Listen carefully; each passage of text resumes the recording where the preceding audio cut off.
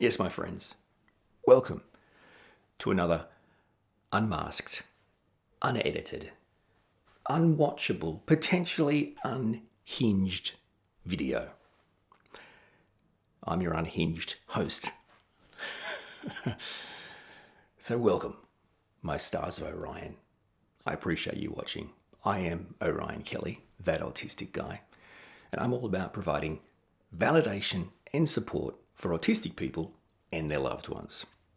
It just occurred to me, am I talking softer than usual? I'll hold.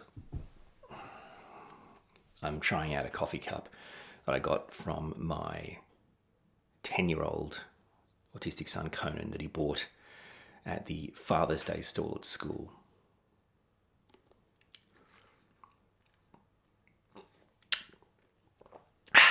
It's pretty good. Though I did mention before that if it spills on my shirt like some of these cups tend to do, I might have to throw it through the window.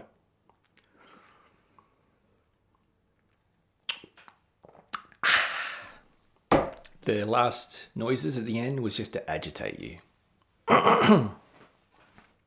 Cool. If you're new to this particular, what would you call it? This particular series of videos, that's not my problem. What? Okay, so there's no real topic. There's definitely no script. And I legitimately and definitely do not edit it. So it's just, what do you call it? You call it a stream of consciousness or just a world famous Orion Kelly rant. Whatever works for you is what happens. All right, man, let's do this. Just called you man, I apologize. Though technically you are. All right. This is particularly not only raw, but close to my heart. I want to talk about belonging. I want to talk about a sense of worth as autistic people. And I want to talk about, well, I guess, who decides that? Now, people will go, look, okay, so if you don't feel like you belong, if you lack self-worth, right, that's probably something that you're creating by your own expectations and things. Now, what I'm saying is, from my experience, not only living life as me, but as raising an autistic kid, I'm saying that I actually am starting to genuinely believe, although I am a very big believer on taking full responsibility for your life and setting realistic expectations and goals, right? Focusing. I'm also of the opinion that the world at large should take a crapload of responsibility for creating an entire demographic of humans, an entire class of humans, autistic people, neurodivergent people, or even more broadly, anyone who's different, and I mean at a diagnosable level, okay? So some form of disability, one way or another, okay? That we, as a class of people, are being trained, taught, assessed by just the world at large in a way that can only result in us feeling like we don't belong here. And we hate ourselves. We have no value. We see no value. We just don't want to be here, right? We're tired of this horrible life and we don't know what else to do. I want you to, seriously, don't go anywhere. I'm going to share with you an actual document from my 10-year-old autistic son's school, okay?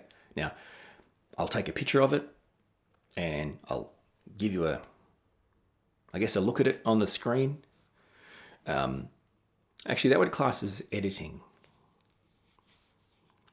I'll have to think about it. I guess if you're seeing it now, then I thought about it. But technically, you shouldn't be seeing it now because I said it's unedited. Okay, anyway, It's a real document, guys, a real document, an in-class assessment document that was carried out on all kids in his class, including my son, and sent home to us. Now, I want to be clear. This is I'm hiccupy. This is absolutely a metaphor for what I've just said about how the world at large creates expectations, standards, assessments for people of difference, autistic people, neurodivergent people, people with disabilities, to fail, to not only fail, but to actually think we are worthless and shouldn't be here. And it comes down to something I would class as, this is the experience. Okay, so this is the human experience, and this is it, and this is how you're judged, right? And this is how you're assessed. These are the expectations. The first thing I'd say is, if you think that there is an experience, you're an idiot. Okay?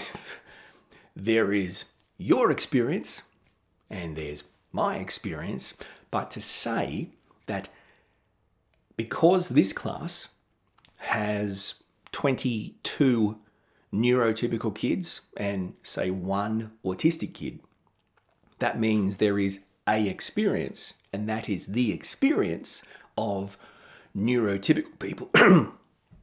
Neurotypical people in the classroom. You've missed the point, right? See, that's an experience, 100%, but you're completely ignoring the experience of the autistic child, the neurodivergent child, the child with some sort of disability. So I guess the point I'm making is, people talk about, well, it's not fair that my child, my neurotypical child, doesn't get to take, for example, like a device on school camp. It's not fair that my child can't, but your child can. Okay, but here's the difference. One child is neurotypical. One child is autistic. And we know devices can be crucial for neurodivergent kids through regulation and alone time, communication, simply, honestly, protecting themselves from shutdowns and meltdowns, dysregulation, autistic rage. These are therapeutic. They are critical in the lives of autistic kids, really autistic people. So the experience is, well, no. That's not fair for my kid, right? So fairness is based on a neurotypical experience, but that's not fairness. That's not fairness. See, it's fairness based on one experience, but it's not fair based on both experiences.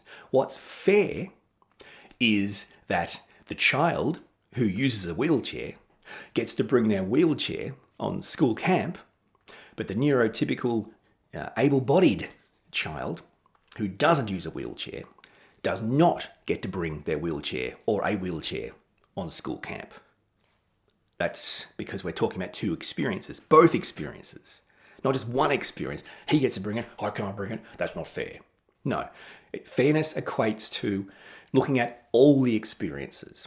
And in a neurotypical world, it's entirely likely that you don't even realize that almost everything you are judged on, assessed on, and the expectations are based on one experience, which is ridiculous. This is the kind of stuff that really, really pisses me off. It sets me off. Because at no stage have I said that the neurotypical experience is not legitimate. Well, we know it is because it has ruled the roost forever. So, no, I didn't say that. I said, but hang on, let's open our eyes a bit before we say that's not fair. Let's actually look at the other experience, because that is the crucial part of developing actual fairness, right? That's when we talk about things like equity, right? You know, not equality, equity. See, I think equality personally, I think equality means that every kid in my kids' class gets to take an iPad on school camp. I think that's what equality is, frankly. Same treatment for all. Everyone takes an iPad. Absolute carnage at school camp, if that's the case, yeah? Equity, in my opinion, equity is very different. So the way I would look at that is, one child's experience of school camp may require that they take a certain soft toy, a certain blanket, or potentially they have certain dietary requirements, right? Because of allergies or, conditions. Okay, so, neurotypical person A needs to take specific dietary required food to camp, gets different food, potentially food they like better than some of the crap they're going to bat up at camp. My autistic son goes, well, that's not fair, right? I go, well, hang on. Yes, it is. Because this child's experience is they can't eat these things. They could die. They could get sick, right? They don't know how to go to sleep at night without holding their special toy. Okay, no toys. Yeah, no toys, but this particular child, their experience is this is going to help them sleep, okay? Now, you might require this device for the things you know you need it for, and they won't get that, okay? So that's, in my opinion, the actual view of equity, of fairness, of doing what's right for each person based on their own experience. Not just lumping this bullcrap idea that everyone should get the same stuff. And a classic example of this is stimming tools, stimming toys, fidgets, whatever you want to call them. They're in every shop. You can't miss them, yeah? Like they're everywhere. Okay, but, the clear, successful use of them from a therapeutic point of view is for neurodivergent kids, ADHD, autistic, kids that require something to self-soothe, to stim, to regulate. Now, other kids who don't have those needs or requirements might like them just because they're fun to play with. Now, that's a difference. There's a difference there. But they got annoying at schools, so what happened? Banned them. Banned them for who? Well, got to be equality. Everyone.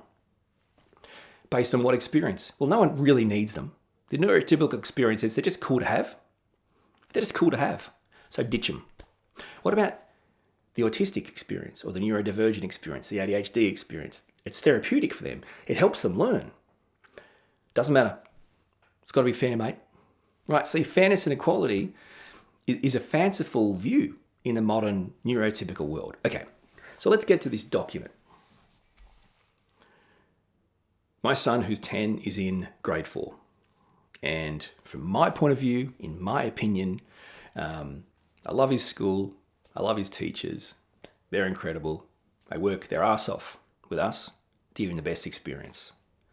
So this has got nothing to do with the school and everything to do with the system that are put in place to assess people in schools. So as a grade 4, he's had to do what you would class as a presentation, a class presentation, where he researches a topic that interests him, right? He researches that topic, and then he presents it to his class. It's a presentation.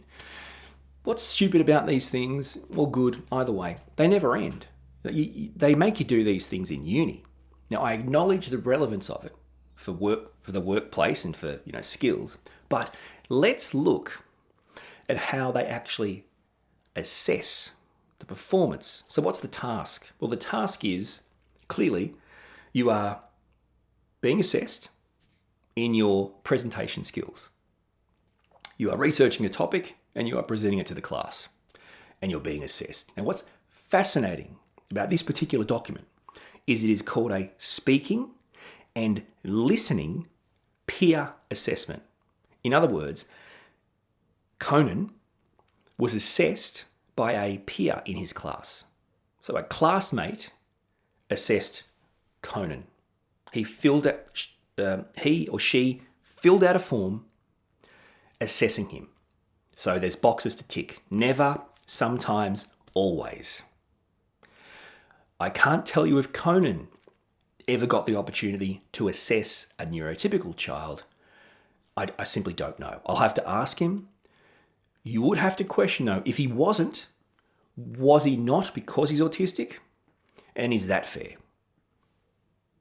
Nevertheless, Conan did his presentation and he was assessed on his skills by a classmate on a form printed out, looks like by a third-party company. Okay, so a form devised by a third-party company that has a clear assessment criteria. So here's the document. Have a look. This is what was provided to a child to assess another child on their speaking, their class presentation assignment, yeah? Okay, what is the very first thing out of all the possible assessment-based criteria? The very first thing, the presenter made eye contact and tried to engage with the audience.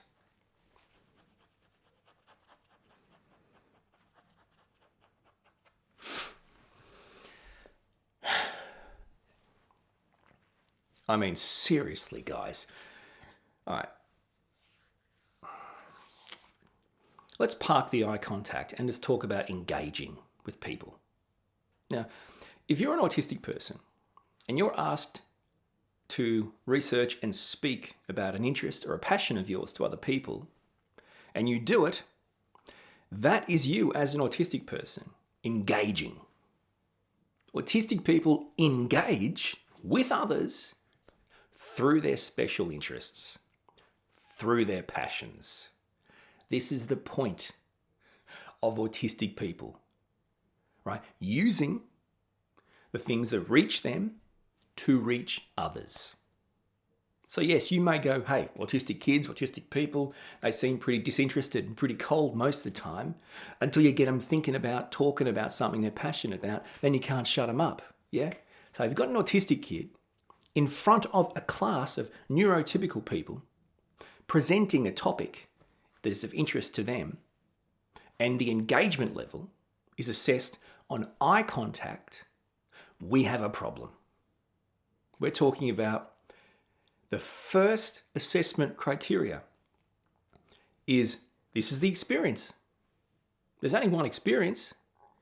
If you're nice, if you're engaging, if you're successful, you will look us in the eye and you'll engage. This is not the experience. This is a experience. You can say, that's rude, that's disrespectful. We need to teach your autistic son how to look people in the eye. To that I would say, you mean we need to teach my autistic son how to act neurotypical, how to act normal for you, to make you feel more comfortable. No, how about you start to learn that someone looking you in the eye has absolutely no relevance to their ability to listen, hear, engage. It's actually, put it this way, you're saying you've never engaged with anyone, connected with anyone, on the phone, on the internet, chat rooms, messaging, servers. I'll wait, moron. I'll wait.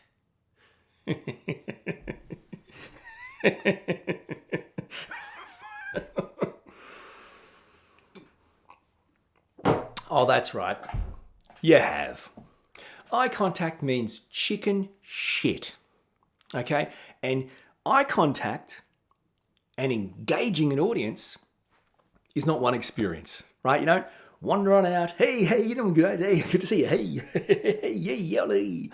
Autistic people are different brain, medically diagnosed disability. We engage, communicate differently. Now, this is my issue. This was ticked never. So there's never, there's sometimes, there's always. My question is, again, this is not about the child. How ridiculous, by the way. We're getting peers to assess peers. Okay, 10-year-olds to assess 10-year-olds. Is this child saying that he never looked her in the eye? Do you think this 10-year-old was able to scan the room at all times, watching him to see he didn't look anyone in the eye or look towards anyone? What are you suggesting? He looked at the ground at all times, right? Okay, so even if that's the case, again, that's based on a experience. So that was marked as never. Great start. Great start. What's next? The presenter spoke clearly and loudly enough for everyone to hear. That was ticked sometimes. All right, here we go again. There's only one experience in this world, guys. And if you want to communicate, you must communicate verbally, with words. Do you understand the words coming out of my mouth? Right? That's the only way to do it. No other way. Oh yeah. How do you communicate with people on your phone? Oh, usually I just text them. Oh, you mean with words? You mean written words? You mean digital written words? Oh, right. Okay, that's interesting. There you go. And sometimes I just use emojis. Oh, so not even words. Oh, wow. So you're not speaking clearly to talk to people? No, just frankly, most of the emojis I send them, I don't even know what they mean. Do you see what I mean? So clearly and loudly enough. Again, that's the experience. In this world, there's one experience, and that is we all speak. Words out of our mouth, clearly and loudly, and that is how we interact. Which is the world's worst contradiction, given we live in a world now, in my experience, where speaking loudly and clearly is just about irrelevant. I mean, you can literally get AI to talk for you now. It's pretty much irrelevant. People are actually creating documents and then getting AI to turn the documents into podcast-style presentations to then send to their team or their staff. Do you see what I'm saying? So this is number 2. Again, based on a experience, not the experience of all, just the experience. The experience is you speak loudly, you speak clearly, you look me in the eye.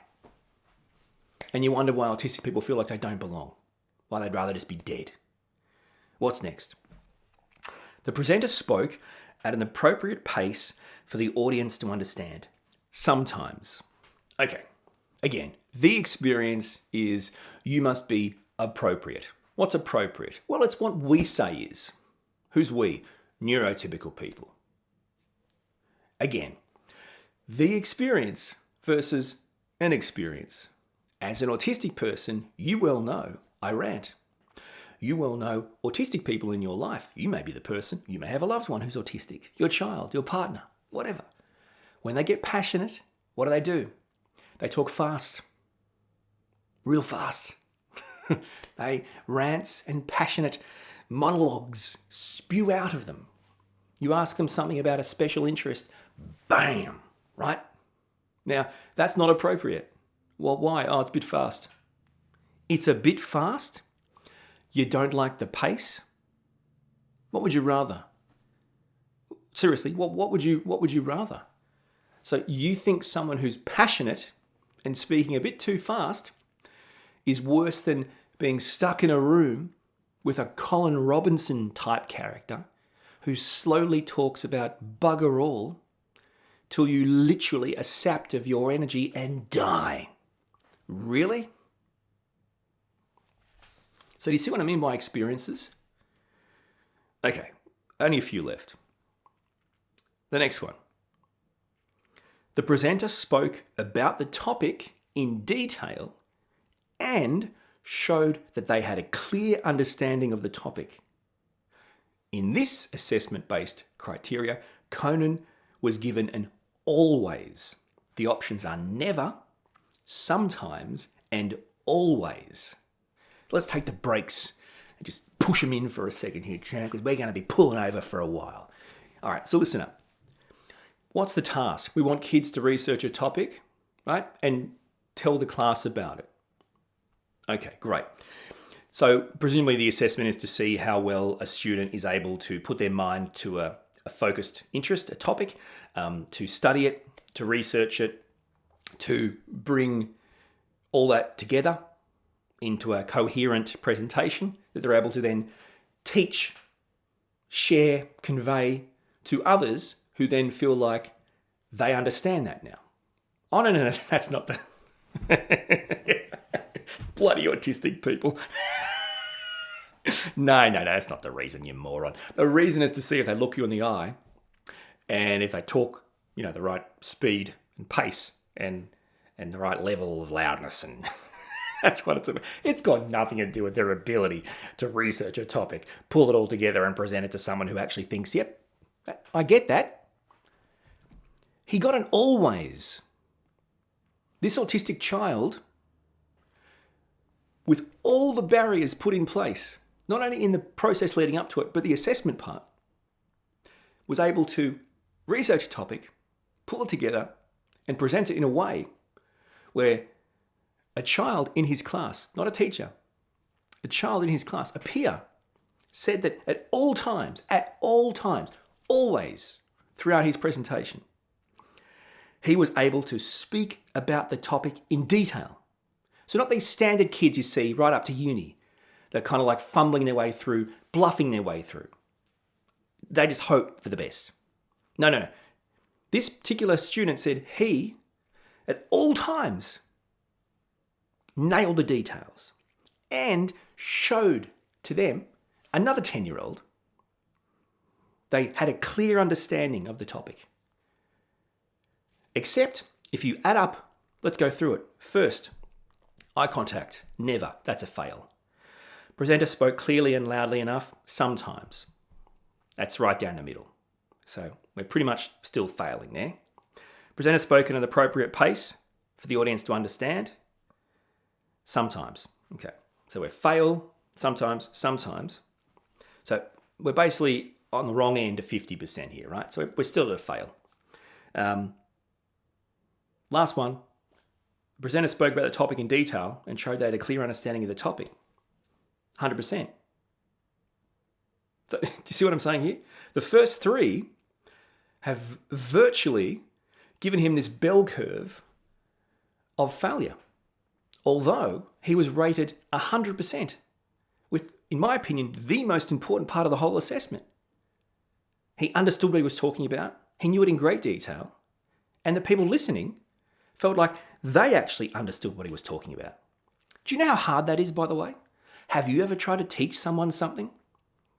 Like you have to research, learn it yourself, work out how to process it, and then spit it out to another audience that have no idea about it in a way where they'll get it? Do you know how hard that is?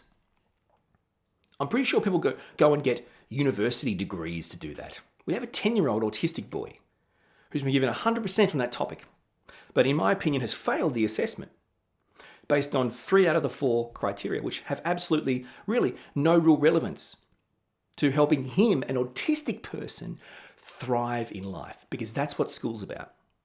Okay, really it's about teaching you how to work for someone else and not complain, but the fact of the matter is, it's supposed to educate and empower you, yeah? Okay, so if that's the case, why all this? Because that's the experience. They need to know. Look people in the eye. Speak clearly. Don't go too fast. They need to know that. Now, maybe they do, but not everyone does.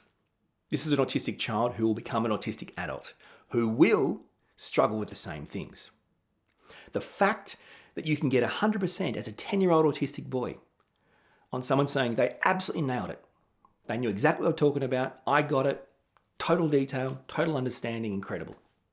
But then still go total failure on everything else. It shows a complete disrespect for experiences of everyone. No. In this world, I don't give a shit if you researched it thoroughly, pulled it together thoroughly, and were able to understand it, digest it, and explain it to someone else who was then able to thoroughly understand it and digest it and genuinely believe you knew what you were talking about. And that is all you need. No. Irrelevant. See, this is the issue here. Now, these are the actual words my 10-year-old autistic son said to me just a few nights ago. He said to me, "Daddy, do you ever feel like you don't belong?" My 10-year-old autistic son came to me because he knows I'm autistic and said, do I ever feel like I don't belong? Is that what you're feeling, little buddy? Yes. So what are you feeling? What are you feeling? He says, well, my brain, my mind is telling me I don't belong anywhere. I don't belong anywhere. Not here, not anywhere. I don't feel like I belong anywhere. And my brain is telling me maybe I should be dead.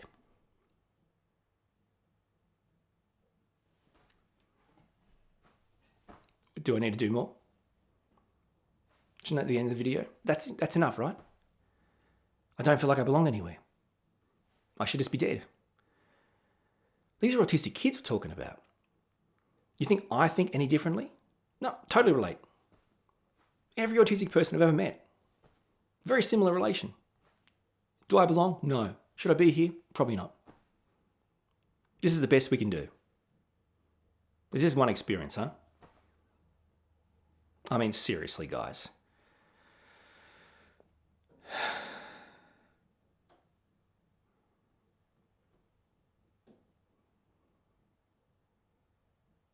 How do you recover from that?